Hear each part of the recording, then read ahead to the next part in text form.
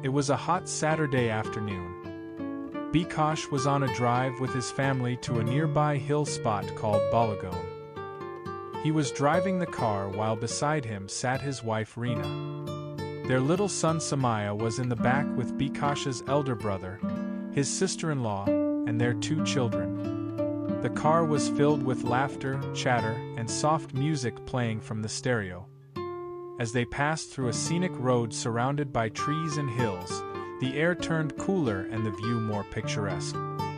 Suddenly, just as the car turned around a sharp bend, a large beehive fell from a tree and landed in front of the vehicle. The hive cracked open on impact, and within moments, a swarm of bees erupted from it, filling the air. The bees began circling the car aggressively. The family panicked. The children started crying in fear, and the adults were frozen in shock. Bikosh quickly rolled up all the windows and turned off the air vents, but the buzzing sound of thousands of bees outside was deafening and terrifying. Reena tried to calm the children by wrapping them in a shawl. Bikosh's sister-in-law gathered the kids and covered them with another cloth. Bikosh's elder brother, who had once worked in forestry, spoke calmly, "Everyone, don't panic. Bees are sensitive to strong smells and movement. Stay quiet and still." Bikosh kept the car idle for a while, hoping the swarm would pass. The bees, agitated from the hive's destruction, kept circling for several minutes before they slowly began to disperse. Eventually, Bikosh gently started the car and moved slowly forward, making sure not to cause any vibrations or noise that might trigger the bees again.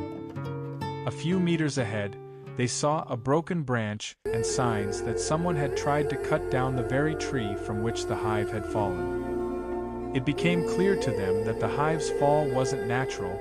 Someone had attempted to harvest the honey or destroy the hive, leading to the chaos. This incident made the family deeply reflect on the damage humans cause to nature.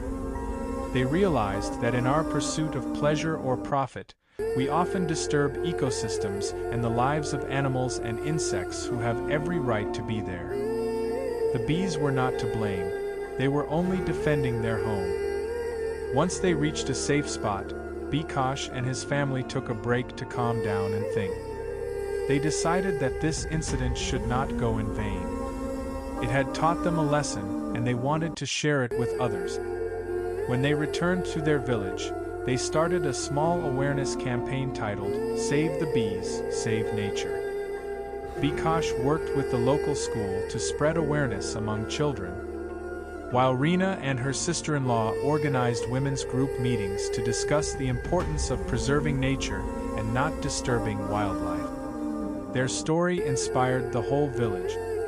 People stopped cutting trees unnecessarily. They built a small garden space where bees and butterflies could thrive. Over time, the village became known for its nature-friendly practices. What began as a terrifying incident inside a car became the start of a movement, one that would protect bees, nature, and the very balance of life in their village.